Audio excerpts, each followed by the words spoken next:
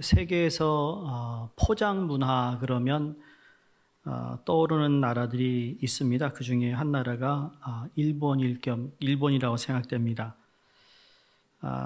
일본의 포장 문화는 세계적으로 따라갈 나라가 없을 정도로 그 기술을 많이 쳐주고 있지요. 소소하게 우리가 생각해오던 포장이지만 지갑 하나 또는 손수건 한 장을 주더라도 그냥 정성을 다하여 잘 포장된 물건을 받는 이로 하여금 감동을 줄 정도로 참 포장에 큰 의미를 두고 있는 그러한 것들을 우리가 보게 됩니다. 그런데 지금에서는 우리 한국 사람들은 무엇을 하든 간에 참 열심히 하는 열정이 있어서 그런지 이 한국 사람들의 포장 문화 역시 참 일본 못지않게 잘 기술을 이어가고 지금도 여러분 이 한국 물건을 이렇게 보게 되면 참 아주 소위 깨끗하게 깔끔하게 또 색상이며 오히려 그 포장한 것이 더 아까울 정도로 그러한 기술을 가지고 있어요. 물론 한국에서는 제품의 코스트를 높이는 과대 포장을 하지 말라는 말도 있었지만 아무리 좋은 물품이라도 포장이 시원치 않으면 제품이 이 가치를 떨어뜨리기 때문에 포장 기술이 많이 발전되는 데에 또한 어떤 동기적인 역할을 한 것도 사실이라고 합니다. 제가 포장 이야기를 하는 것은 어느 수필 작가가 한국인의 포장 감각이라는 글을 쓴 글을 제가 보게 되면서 사람들이 가지고 있는 우리 한국인들이 가지고 있는 사고방식 가운데 이 포장에 대한 어떠한 의식이 다른 나라와 다르다라는 것을 지적하는 글이었습니다. 그분 얘기는 서양 사람과 한국 사람의 사고방식에 관한 글인데요. 서양 사람들은 가방 사고를 가지고 있는 반면에 우리 한국 사람은 보자기 사고를 가지고 있다라는 겁니다. 여러분 보자기 아시죠? 이 보자기에 여러 물건들을 담을 수 있잖아요. 겉모습을 보면 가방이 여러분 보자기보다 훨씬 그럴싸하고 훨씬 더 단단해 보입니다. 그런데 보자기의 큰 장점은 뭔가 하면 보자기는 그 크기나 모양을 막론하고 무엇이든지 감싼다는 겁니다. 두루 감싸는데 매우 쉽다라는 사실이죠. 저도 기억해요. 옛날 어른분들이 집에 어디 갔다 오시면 할머니들이 항상 보자기에다가 뭘 싸고 다니셨어요. 보자기에 물건도 넣으시고 보자기에 음식도 담으시고. 근데 서양 사람들이 생각하는 가방의 사고는 정해진 그 규격에 딱 들어가는 그게 전부인데, 그렇죠? 들어갈 수 있는 양이 딱 한계가 있는데 보자기는 어떻습니까? 한계가 없어요. 이게 해가지고 묶을 수만 있으면 보자기는 작은 것부터 큰 것까지 다 품을 수 있는 어떤 감쌀 수 있는 면에서 장점이라는 겁니다. 근데 이 장점만 있는 것은 아닙니다. 이 저자가 보자기 사고를 말하는 것은 또 다른 점이 있음을 우리에게 얘기하는데 그게 뭐냐면 한국 사람은 대부분 자기 본심을 포장하여 다른 사람이 감지할 수 없게 하는 그러한 경향이 크다고 말합니다. 쉽게 말하면 자기 감정 노출을 잘 안 한다는 것입니다. 보자기처럼 내 감정을 이리 싸고 저리 싸고 해서 남이 그 속내를 잘 보지 못하도록 하는데 익숙해져 있다라는 거예요. 부부 사이나 부모 자식 간에도 감정 표현이 매우 어색한 것은 바로 이와 같은 문화적이고 또는 민족적인 성향 때문이라고 지적을 합니다. 그래서 사랑한다라는 말을 입에 담는 것을 쑥스러워하는 가정이 그렇지 않는 가정보다 많을까요? 적을까요? 그건 여러분이 판단해 보세요. 생각해 보세요. 심지어 함부로 사랑한다라는 말하면 경솔한 사람으로 치부하는 경우도 적지 않습니다. 감정을 잘 드러내지 않는 우리로서는 오늘 읽은 본문 말씀, 여러분 주님이 베드로에게 네가 나를 사랑하느냐라고 3번이나 물으시는 그 모습이 그다지 자연스럽지 못할 수도 있다라는 겁니다. 물론 그렇지 않은 가정도 있지만 그러나 우리 한번 생각해 보아야 한 질문이 아닌가 생각합니다. 나는 얼마만큼 내 감정을 잘 나타내는가? 저도 솔직히 내 감정을 잘 나타냈던 사람은 아닌 것 같아요. 지금도 뭐 아직까지 부족한 면이 있지만 내 과거에 비해서 그래도 이제 좀 표출을 하고 있는 것 같다는 생각을 해요. 그게 어떻게 보면 제가 자라온 환경일 수도 있다라는 거죠. 그런데 제가 왜 이 말씀을 드리냐면 여러분 감정 표현은 너무나도 중요하고 필요하기 때문이라는 겁니다. 우리는 사랑을 확인하는 질문 그리고 사랑을 고백하고 대답을 듣는 자리에서 항상 놀라운 기적이 일어나는 것을 성경뿐만 아니라 우리의 일상생활에서도 경험할 수 있다고 전 믿습니다. 예로 사랑의 고백 한마디로 병석을 박차고 일어나는 사람들의 이야기를 우리가 듣습니다. 사랑한다는 이 말 한마디에 용기를 얻어 새 출발을 하는 사람도 있습니다. 매일 밤 눈물로 지새던 사람이 사랑한다는 말 한마디에 웃음이 가득한 얼굴로 문을 열고 나오는 아름다운 모습을 상상해 볼 수 있습니다. 여러분 이건 사랑은 이만큼 위력한 이 놀라운 힘이 있다는 것을 증명하고 있음을 우리에게 보여줍니다. 근데 이건 세상살이에서만 해당되는 것이 아니라 우리의 영적인 문제에서도 마찬가지라고 생각합니다. 사람과 사람 사이에 어떤 사랑의 고백 또 품어주는 이러한 것도 우리를 힐링시킨다면 여러분 하나님과의 영적인 관계에서도 우리와 예수님과 사이에서 사랑의 고백이 오고 가는 그 자리에는 엄청난 일들이 일어날 수 있다라는 이야기입니다. 지난 월요일, 화요일은 저희 교단 총회가 있었어요. 코로나로 인해서 총회에 한 자리에 모이지 못하고 또 온라인으로 160명의 담임 목회자들이 우리가 예배를 드리고 교단 회무가 있었습니다. 이번에도 7명의 전도사님이 목사 안수를 받는 후보자가 있었는데 목사고시위원회에서 그분들을 총회 때 인터뷰를 합니다. 모든 서류를 보고 인터뷰를 통해서 그분을 목사 안수 받는 것을 이제 허락한다, 허락하지 않는다 이렇게 이제 결론을 내리는 중요한 자리죠. 근데 저를 포함해서 이제 7분이 돌아가면서 한 질문을 이렇게 물어봅니다. 그중 어느 목사님이, 선배 목사님이 이런 중요한 질문을 하셨는데 이 질문이 오늘 우리 말씀과 너무 연관이 되기 때문에 제가 소개하는데요. 그분이 어느 전사님에게 이렇게 묻습니다. 전도사님은 하나님을 얼마만큼 사랑하십니까? 그리고 그 사랑을 어떻게 표현할 수 있습니까? 의 질문이었습니다. 하나님을 얼마만큼 사랑하십니까? 그러면 그 사랑을 어떻게 표현하고 있습니까? 여러분 어떻게 답하시겠어요? 여러분 하나님 사랑하시죠? 근데 그 사랑을 어떻게 표현하고 있습니까? 우리는 목회도 그렇고 우리 신앙생활에 보면 참 기능적인 것을 많이 이야기합니다. 기능적인 것을 제가 완전히 무시하는 거 아니고 기능적인 것도 더 필요한 겁니다. 근데 그 기능적인 면도 중요하지만 주님을 사랑한다라는 그 전제 조건 아래 여러분 기능이 발휘되는 거라는 거죠. 내가 주님을 사랑하고 그 사랑의 표현이 때로는 겉으로 나타나기도 하고 증거되기도 하고 드러나기도 한다는 이야기입니다.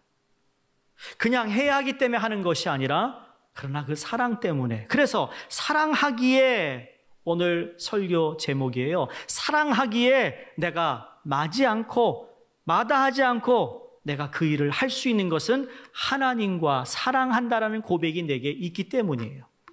주의를 하다 보면 오해도 받고 때로는 마찰도 있을 수 있지만 그러나 주님을 사랑하기에 그것도 감수하며 나갈 수 있는 것은 사랑 때문이라는 거예요. 믿으십니까? 근데 이것이 기반이 사랑이 아니라면 거기는 다툼이요, 그리고 거기엔 분열이요, 거기는 원망이요, 비난이요, 싸움이라는 거예요.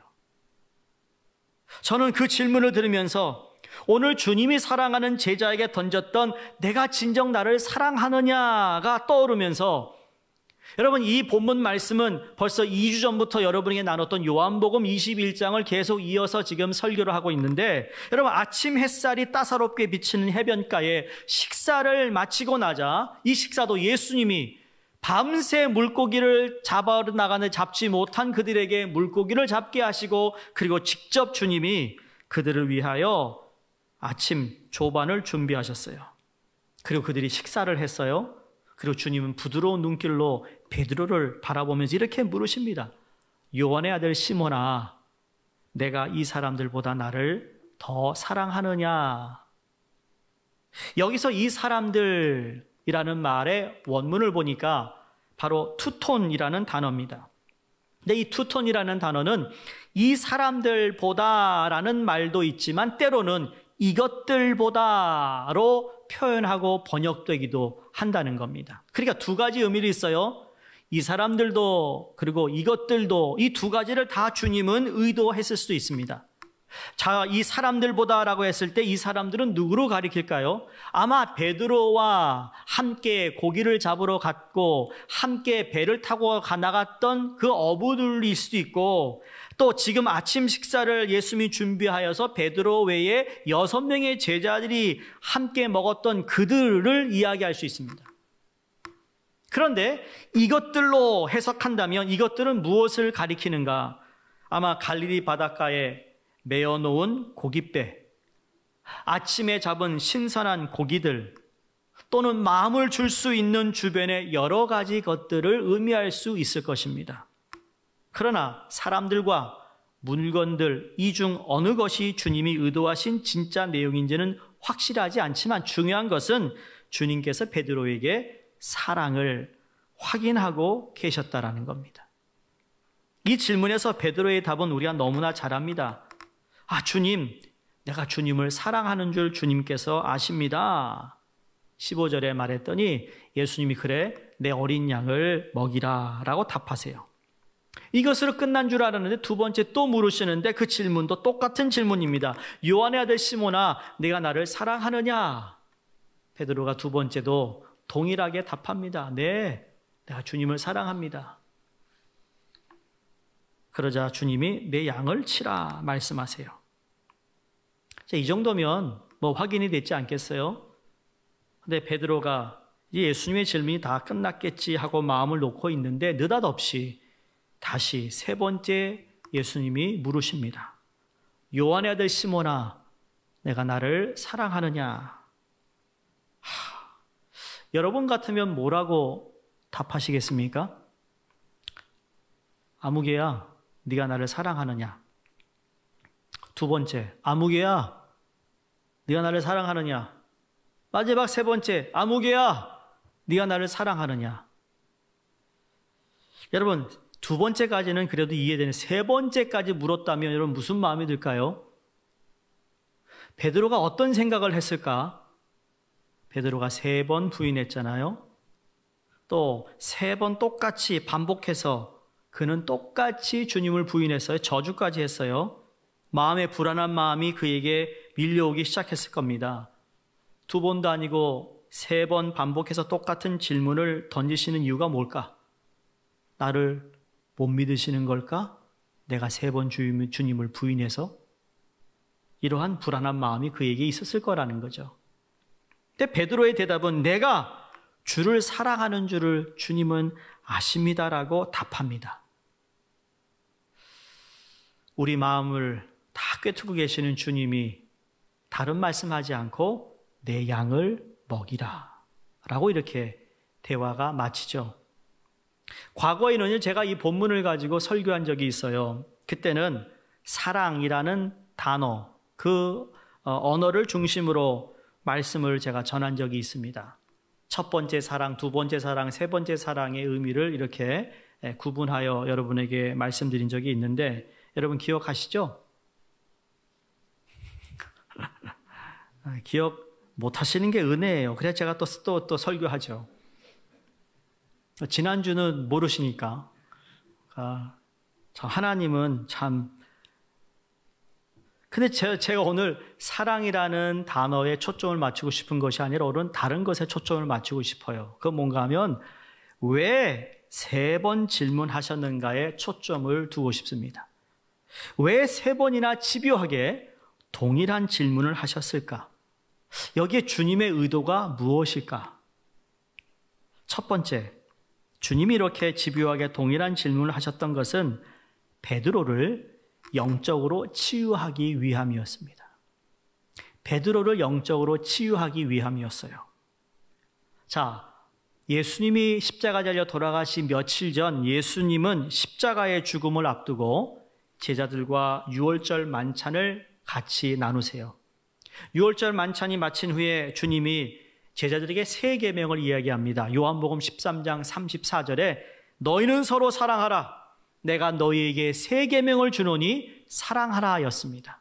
자, 그 말이 떨어지자마자 제일 고참인 베드로가 뭐라고 얘기하냐면 우쭐댑니다. 자신감이 넘칩니다. 내가 형제들도 사랑하지만 내가 다른 누구보다도 예수님을 사랑합니다. 그래서 요한복음 13장 37절에 주를 위하여 내 목숨까지도 바칠 수 있습니다. 걱정하지 마세요. 그렇게 당당하게 외쳤습니다.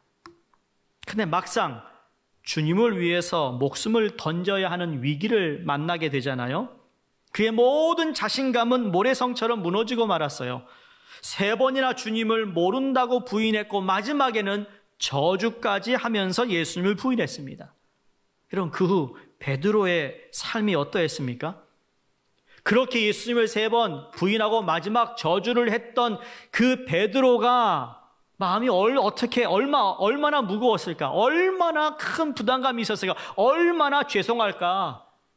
아마 쥐구멍이 있으면 그 쥐구멍 속으로 들어가고 싶어 했을 그러한 그의 심정이었을 겁니다. 왜? 자기가 배신자였어요? 실패자였어요? 차마 얼굴을 들고 다닐 수 없는 부끄러운 존재가 되었어요. 예수님이 부활하셔서 제자들에게 나타내 보이셨잖아요. 근데 베드로에게도 나타나 보이시면서 갈릴리에서 만나자라고 하셔서 지금 갈릴리에 와서 갈릴리에서 고기를 잡고 있고, 여러분, 그러한 시간이 지났지만 다른 사람에게는 표현하지 못하고 다른 사람에게는 말할 수 없었지만 베드로 자신에게는 자기는 알았어요. 너무 힘든 거예요.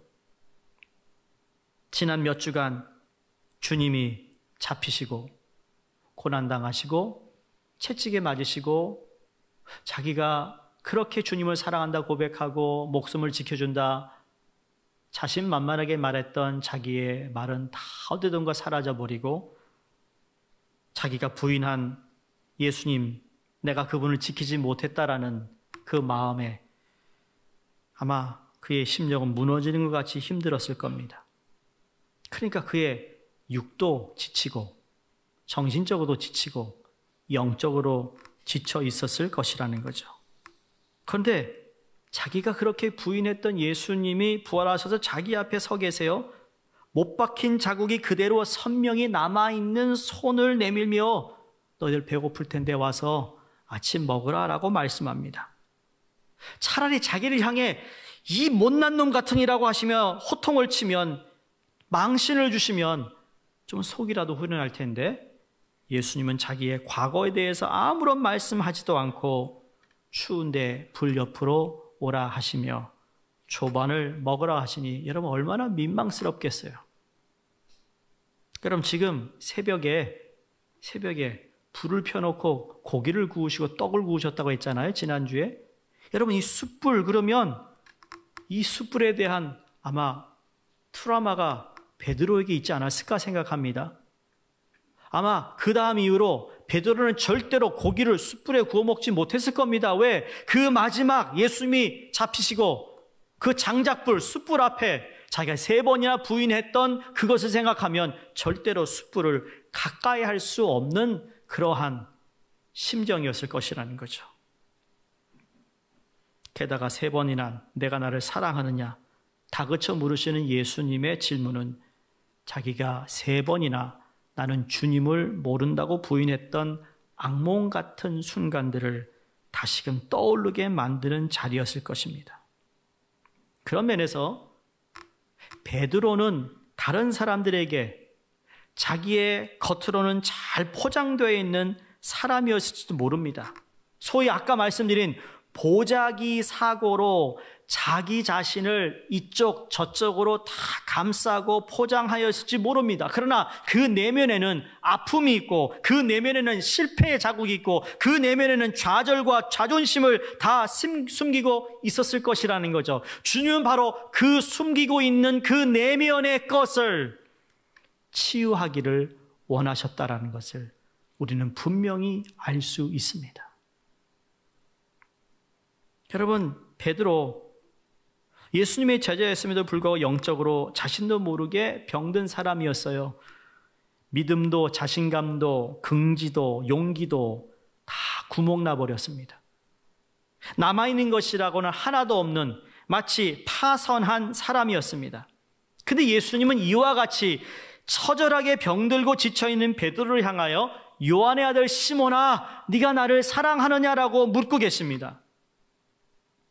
근데 더 이상한 것은요, 예수님이 그를 베드로라고 부르지 않았습니다. 베드로야, 네가 나를 사랑하느냐 하지 않고 요한의 아들 시몬아, 네가 나를 사랑하느냐라고 묻고 있습니다. 여러분, 시몬은 누구 이름이죠? 베드로의 옛 이름이에요.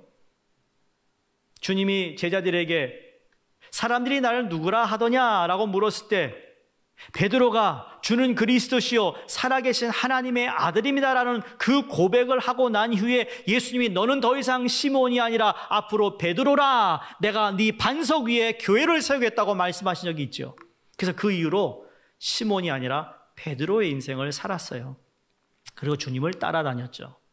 그런데 오늘 왜 주님은 요한의 아들 시몬아, 네가 나를 사랑하느냐 옛 이름을 꺼내셨을까? 전 이렇게 해석하고 싶어요. 저는 예수님이 요한의 아들 시몬아 네가 나를 사랑하느냐 이 대목에서 얼마나 예수님이 베드로를 사랑하고 있었는지를 알 수가 있습니다. 예수님이 요한의 아들 시몬이라고 부르신 이유는 네가 3번이나 나를 모른다고 부인한 것은 베드로가 아니라 너의 옛 자아인 시몬이었을 것이야. 자신만만하게 사랑한다고 소리쳤고 자신만만하게 네가 나를 지킨다고 했던 그 소리는 바로 너의 옛 자아가 나를 부인한 거야. 바로 이것을 깨우쳐 주시려고 하신 주님의 질문이었다라는 거예요. 여러분, 우리 주님 사랑하십니까? 여러분, 하나님 사랑하시죠? 절 좀 보세요. 하나님 사랑하세요? 저도 여러분이 하나님 사랑하는 거 알아요. 믿어져요. 그런데 어떤 상황, 어떠한 환경 속에서 나도 모르게 내 옛 자아가 툭툭 튀어나오고 있지는 않나요?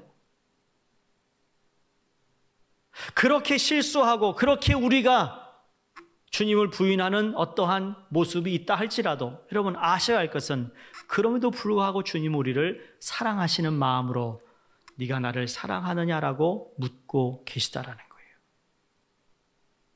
여러분, 우리의 옛 자아예요 라고 이제는 그렇게 변명하거나 excuse를 우리가 말하는 것이 아니라 여러분, 그러한 내 모습을 발견하고 그러나 더욱더 내가 주님을 사랑하기에 옛 자아가 툭툭 튀어나오지 않도록 살아야겠다라는 결단과 마음의 각오를 하셔야 될 줄로 믿습니다. 예수님께서 3번이나 똑같은 질문을 반복하신 것은 베드로의 과거를 추궁하시기 위함이 아니라 오히려 주님이 베드로를 얼마나 사랑하고 계신가를 보여주기 위함이라는 겁니다.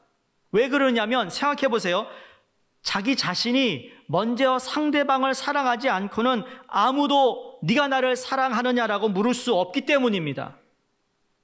자기는 사랑하지 않으면서 남 보고 자기를 사랑하느냐고 묻는 사람이 있다면 그 사람은 염치가 없는 사람입니다.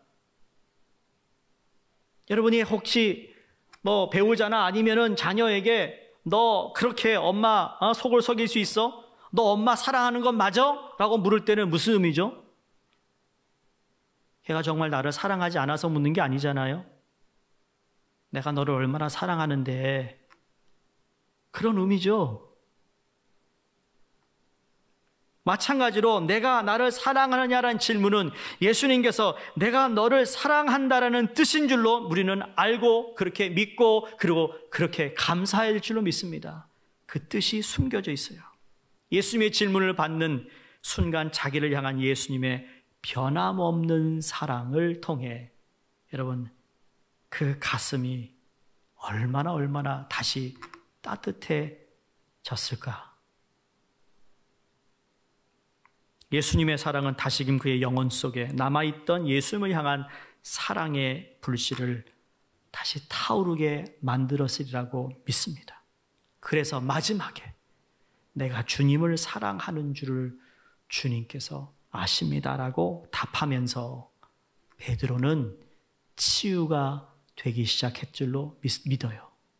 여러분, 치유는 거기에서 나타나는 거예요. 확인하고 싶잖아요.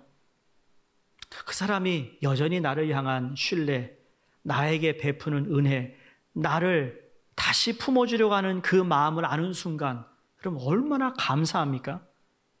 3번이나 예수님을 부인하면서 입었던 그 깊은 상처가 지금 아물고 있습니다. 쓰러진 자리에서 일어나 걸을 수 있는 새 힘을 주님이 얻게 하셨다라는 거죠. 왜냐하면 사랑은 사람을 치유하고 잘못된 관계를 회복시켜주는 놀라운 힘이 있기 때문입니다. 더더욱 하나님의 사랑은 우리의 영적 치유를 통해 그 다음 것을 위해 우리를 회복시켜주시는 하나님의 은혜가 있음을 믿으시기를 바랍니다. 그래서 오늘 성령께서 혹시 여러분 가운데 치유가 필요하신 분이 계세요?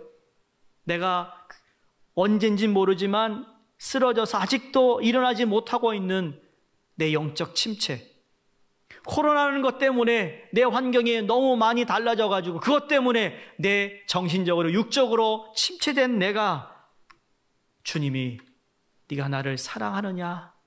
라는 그 질문 앞에 여러분 그 음성을 여러분이 꼭 듣게 되기를 바랍니다. 그 질문 앞에 내가 주님을 사랑합니다 라는 고백이 있기를 주의 이름으로 부탁을 드립니다.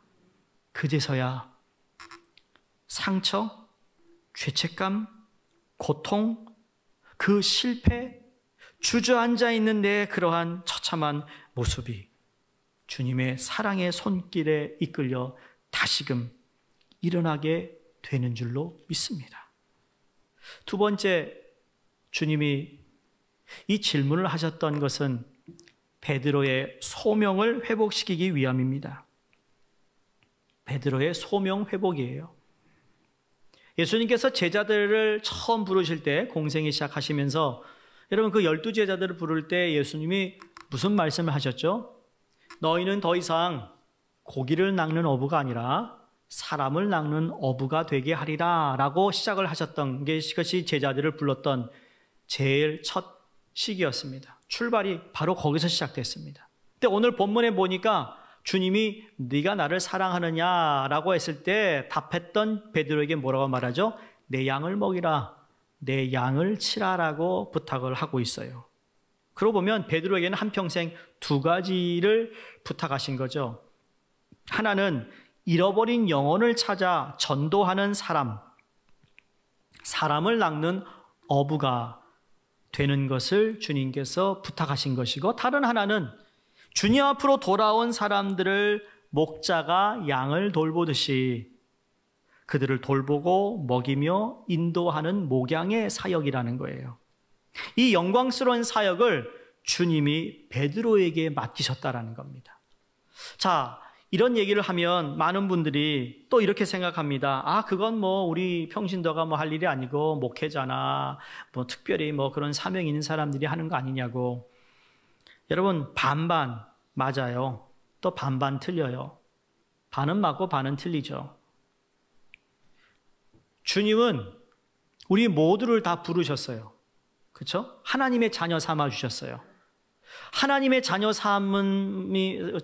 우리가 부름을 받은 우리 모두는 다 베드로에게 주셨던 이 소명이 다 동일하게 있다라는 겁니다. 그걸 어떻게 하느냐, 기능적인 면에서는 다룰 수 있지만, 여러분, 우리 모두는 다 땅끝까지 이르러 예수 그리스도의 제자 삼는 일을 해야 됩니다. 이건 목회자만 하는 일이 아니라는 거예요.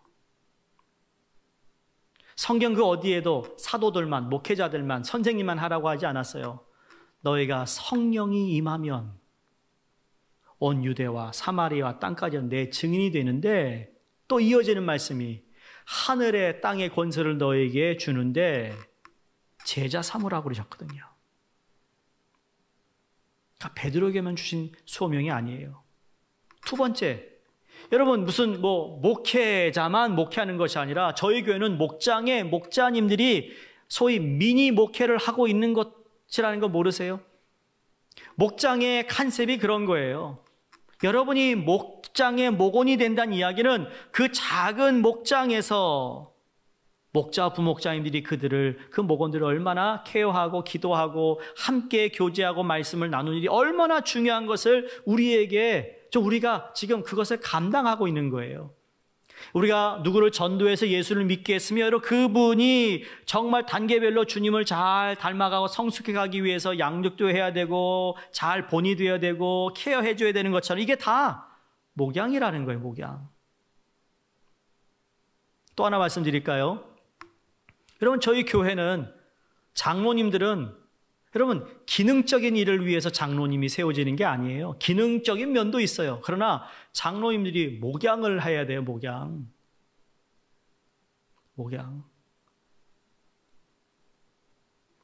교인들을 품고 위로하고 사랑하고 돌볼 수 있는 마음이라는 거죠. 그런 훈련이 우리 훈련반을 통해서 이루어지고 또 목장의 목자나 부목자님들이 다 그러한 DNA를 가지고 교회를 섬기는 것입니다. 그게 우리 수정교회 제가 추구하는 교회의 모습이죠. 여러분 기능적인 것만 얘기한다면 전문가 부르면 다 해결될 수 있어요. 근데 그걸로 하나님의 일이 되는 것이 아니라는 겁니다. 갈릴리 바닷가에서 주님, 내가 주님을 사랑하는 줄 주께서 아십니다 하고 3번 고백함으로써 극적으로 치유를 받자마자 영광스러운 이 사역을 주님이 다시 복귀해 놓으시고 복을 누리게 하셨습니다. 여러분 우리에게 맡기신 사역은 우리 주님이 허락하신 축복임을 믿으셔야 합니다. 우리가 그 소명의 의식이 회복되어야 됩니다. 특히 코로나로 인하여 얼어붙은 혹시 우리 주위의 교우들 가운데 안전 때문에 위험 때문에 그 어떤 이유 때문에 여러분 교회를 나올 수 없는 상황이 있는 분들을 다 포함해서 우리에게 맡겨진 소명이 회복되기를 주의 이름으로 부탁합니다. 이 축복을 여러분 마귀는 지금도 누리지 못하도록 빼앗아갑니다. 유혹합니다. 주님의 사랑 앞에 고백하지 못하게 하고 있습니다. 한때 사역을 하며 잘 섬겼던 분들 가운데 베드로의 회복이 필요하신 분이 계신가요? 주의 이름으로 회복되기를 간절히 기도합니다. 현재 여러분이 사역을 잘 감당하고 계신 분들 감사합니다. 그러나 주님이 여러분을 사랑하시고 여러분 또한 주님을 사랑한다는 고백이 끊임없이 고백될 때 주님을 사랑함으로 소명을 잘 감당하실 수 있으리라 믿습니다. 마지막 3번째로 진정한 헌신을 통한 영광을 가능케 합니다. 베드로의 영적 치유를 위하여 주님은 사랑으로 그에게 사랑을 물었습니다. 2번째로 그의 소명을 회복시키기 위하여 사랑으로 물었습니다.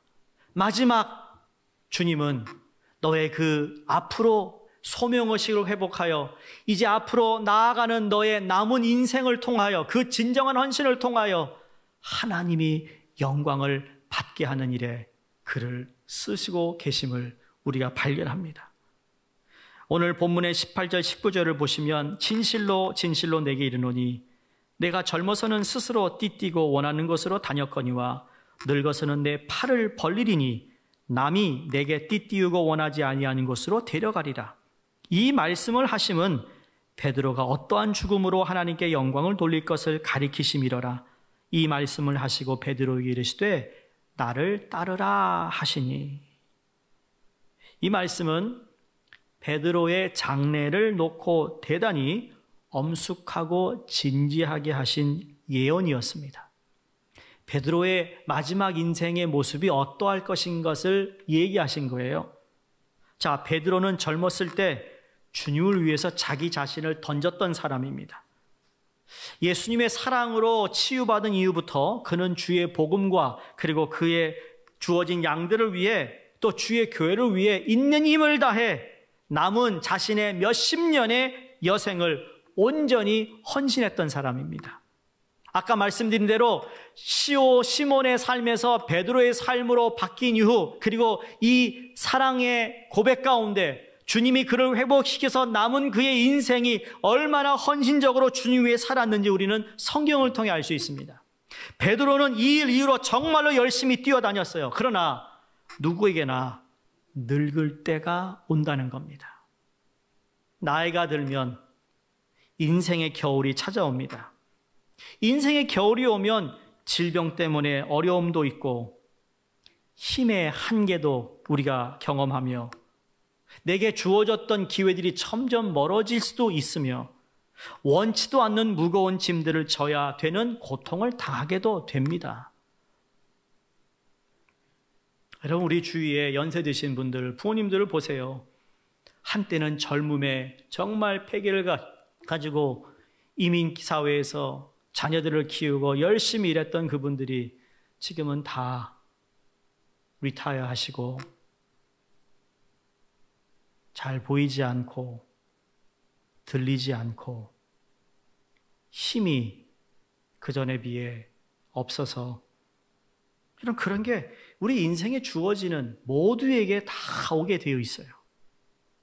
이건 베드로도 마찬가지였다라는 거죠. 근데 주님은 그의 장래에 대해 오늘 이렇게 말씀하세요. 베드로야, 네가 나이 들면 사람들이 와서 내 팔을 벌릴 것이다. 그리고 네가 원하지 않은 곳으로 끌고 갈 거야. 이것이 베드로가 십자가에서 순교할 것을 예언한 말씀입니다.